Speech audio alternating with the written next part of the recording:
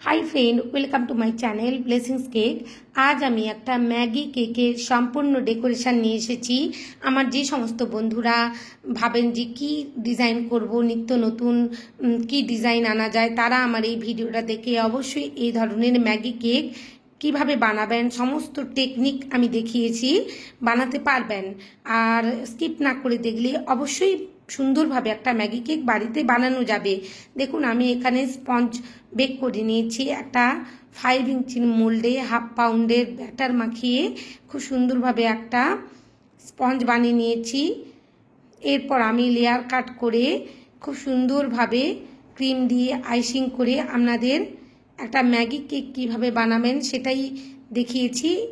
তাই প্লিজ আমার এই কেকের ভিডিওটা যদি আপনাদের ভালো লেগে থাকে, ডিজাইনটা যদি আপনাদের ভালো লাগে, প্লিজ আমার চ্যানেলটা সাবস্ক্রাইব করবেন। দেখুন আমি এখানে দেখালাম যে হাত দিয়ে তুলবেন না, কিভাবে একটা ব্রেড নাইফ দিয়ে পরিষ্কার করে নিলাম টার্নিং টেবিলটা।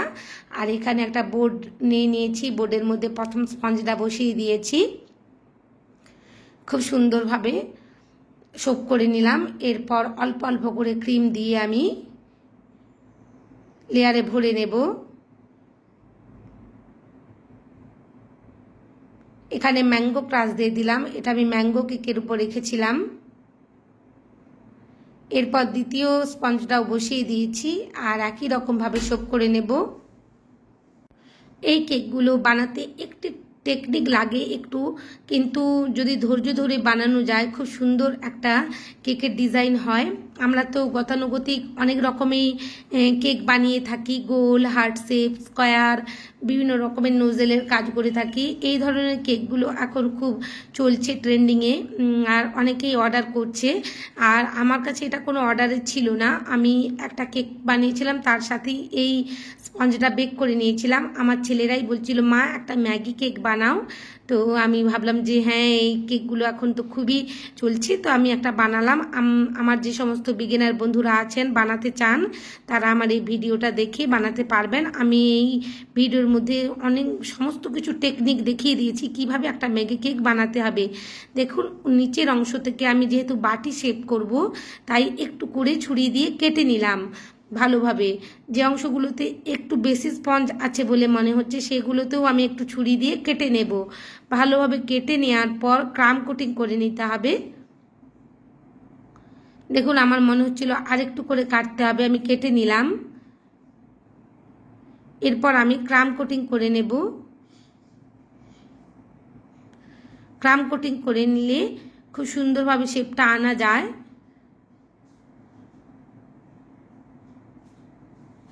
এরপর একটা ফ্লেক্সিবল স্ক্র্যাপার দিয়ে খুব সুন্দরভাবে আমি সাইড থেকে গোল করে নেব, যেমন বাটির শেপ হয়ে থাকে সেই রকমই গোল করে নিচ্ছি।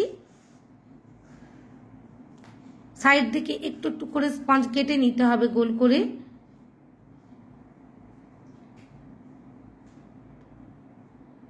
আবারও আমি স্ক্র্যাপার দিয়ে গোল করে নেওয়ার চেষ্টা করছি, আর উপরের অংশ থেকে এক্সট্রা ক্রিমগুলো তুলে নিচ্ছি। আর বোর্ডটা অবশ্যই ভালো করে ক্লিন করে 15 মিনিটের জন্য রেখে দিয়েছিলাম সেট হতে কেকটা।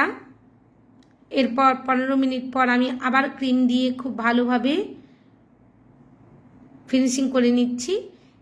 এবার আরও গোল ভালোভাবে হবে, কারণ এখানে আমি একটু বেশি করে ক্রিম দিয়েছি যাতে শেপটা গোল আসে। আর এই ধরনের বাটি শেপ বা কাপ শেপ কেকগুলো বানাতে গেলে ক্রিম একটু এক্সট্রা লাগে,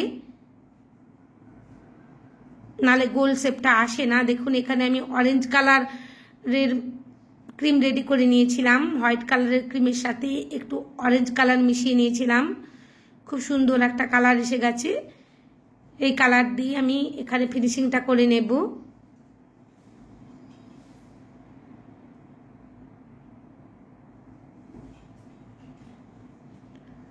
ধীরে ধীরে একটা স্ক্র্যাপারের সাহায্যে স্মুথ করে নিচ্ছি। দেখো যে অংশগুলোতে ক্রিম মনে হচ্ছিল এক্সট্রা লাগবে আমি দিয়ে দিলাম, আর উপরের অংশ থেকে আমি ক্রিমটা তুলে নিলাম। একটু ধৈর্যের কাজ, ধৈর্য ধরে করলে নিশ্চয়ই পারা যায়। আমার চ্যানেলে নতুন এসে থাকলে বন্ধুরা আমার চ্যানেলটা সাবস্ক্রাইব করবার অনুরোধ জানালাম। আর লাইক শেয়ার কমেন্ট করতে ভুলবেন না। আপনাদের সহযোগিতা আছে বলে আমি এই কাজগুলো করতে উৎসাহ পাচ্ছি, এগিয়ে যাচ্ছি, আর নতুন নতুন ভিডিও আনার উৎসাহ পাচ্ছি। দেখুন এবার আমি আসল টেকনিকটাই দেখিয়ে দেব কিভাবে চামচের সাহায্যে ম্যাগিগুলো উপর থেকে নিচের মধ্যে ধরে আছে। এখানে একটা স্ট্র নিয়ে নিয়েছি আর একটা কাঁটা চামচ নিয়ে নিয়েছি। আপনারা যে কোনো স্পুন নিয়ে নিতে পারেন। আমার কাছে এরকম ধরনের ছোট একটা যে কাটা কাটা স্পুনগুলো থাকে, আমরা ম্যাগি আর চাউমিন খেয়ে থাকি, সেই স্পুনই নিয়ে নিয়েছি। আর একটা ইয়েলো কালারের দেখুন এখানে সুতো নিয়ে নিয়েছি, তার সাহায্যে স্ট্রতে ভালোভাবে আটকে নিচ্ছি। খুবই ভালোভাবে আটকে নিতে হবে, কোনো রকমভাবেই যেন একটু ফাঁক না থাকে, ভালোভাবে সুতোটা ঘুরিয়ে ঘুরিয়ে আটকে নিতে হবে। দেখুন আমি এখানে একটু ছোট বড় করে করে নিচ্ছি।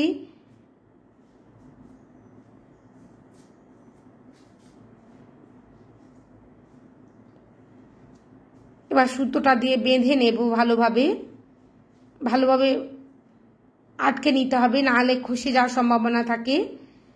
খুব সুন্দরভাবে আমি বেঁধে নিয়েছি সুতোটা দিয়ে স্পুনটা। এরপর আমি সেলো টেপও দিয়ে আটকে দেব। খুব ভালোভাবে আপনাদেরকে দেখিয়ে দিচ্ছি। আমার যে সমস্ত বন্ধুরা এই ডিজাইনটা করতে চান অবশ্যই অনায়াসেই করতে পারেন। আমি এই ধরনের স্পুন নিয়েছি, আপনারা যে কোনো রকমের স্পুন, হালকা প্লাস্টিকের স্পুনই ব্যবহার করবেন, ভারী স্পুন ব্যবহার করবেন না স্টিলের, তাহলে পড়ে যাওয়ার সম্ভাবনা থাকবে। দেখুন এখানে আমি সেলো টেপ দিয়েও আটকে দিচ্ছি যাতে কোনো রকমভাবে সুতোটা না খুলে যায়।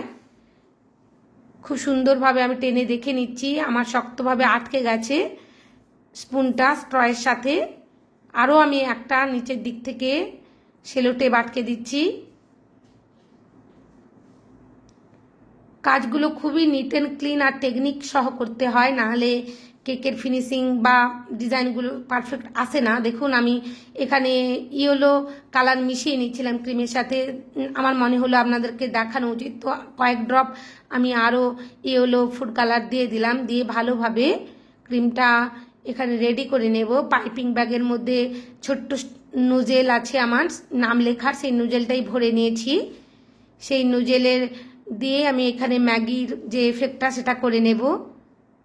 গ্লাসের মধ্যে পাইপিং ব্যাগটা ভালোভাবে আটকে নিয়ে ক্রিমটা আমি ভরে নিয়েছি। এভাবে পাইপিং ব্যাগের মধ্যে ক্রিম ভরলে ক্রিমটা চারিদিকে লেগে যায় না, আর খুব সুন্দরভাবে ফিনিশিং সহ কাজ করা যায়। দেখুন আপনাদের দেখিয়ে দিলাম আমি। আর এরপর বাটি শেপের যে কেকটা রেডি করেছিলাম তার মধ্যে র্যামড্যাম এদিক সেদিক করে ম্যাগি করে নেব, যেন ম্যাগিগুলো বাটির মধ্যে পড়ে আছে বা রাখা হয়েছে এই রকম মনে হয়, যেন একটু যেন না ফাঁকা থাকে। ফাঁকা রাখা যাবে না বাটির উপরটা, পুরো অংশটাতেই ম্যাগির এফেক্ট দেওয়ার জন্য এভাবে ভরে নিতে হবে। দেখুন আমি চারিদিক থেকে ভরে দিয়েছি একই রকমভাবে এদিক সেদিক করে। এরপর আমি স্পুনটা বসিয়ে দেব, স্ট্রটা আটকে দিলাম। এরপর স্পুনের উপর থেকে খুব সুন্দরভাবে একই রকমভাবে ম্যাগি যেন চামচে করে আমরা তুলেছি সেই রকম এফেক্ট করে দিচ্ছি।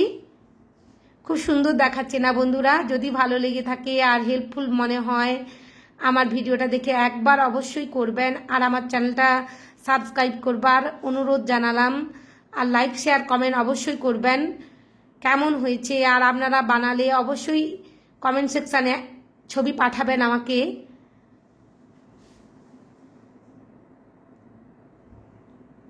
আপনাদের সহযোগিতায় আমি এই সমস্ত কাজ করবার উৎসাহ পাচ্ছি আমি উৎসাহ এই নতুন নতুন কাজগুলো করবার। দেখুন খুব সুন্দর দেখাচ্ছে, আমার ছেলেরা বুঝতেই পারছিল না মা কেমনভাবে করেছে এটা।